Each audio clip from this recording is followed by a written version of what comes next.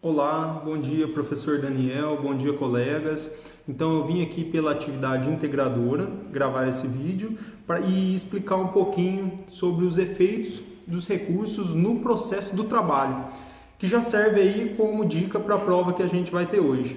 Então o primeiro dos efeitos é o efeito devolutivo, que seria remeter ao tribunal a matéria para sua apreciação, ou seja, a matéria que eu não concordo, eu sendo parte perdedora em primeira instância, eu recorro para o tribunal apreciar a minha pretensão. Isso é uma finalidade do recurso, é um efeito finalidade, ele é inerente a todo recurso. Depois temos também o efeito suspensivo, que suspende os efeitos da sentença. No processo do trabalho, não temos o efeito suspensivo, com apenas uma exceção, ou seja, em regra, não temos efeito suspensivo no processo do trabalho, só no caso de ação cautelar, ou seja, através de ação cautelar, como traz a súmula 414 do TST. Outro efeito seria o translativo, ou seja, o tribunal ele só pode julgar causas que foram expressamente remetidas a ele. Então, se eu pedir 3 coisas, ele só pode julgar essas 3 coisas que foram pedidas.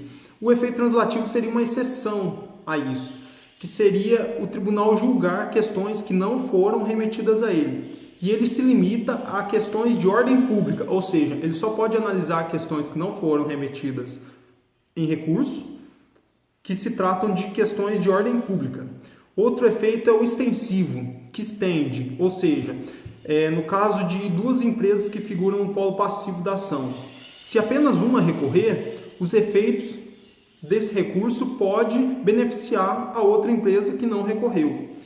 Outro efeito, finalidade, no caso, seria o substitutivo, que é a substituição do recurso pela decisão em primeira instância, ou seja, a substituição pelo que o órgão ad quem decidiu pela que o juízo proferiu, certo?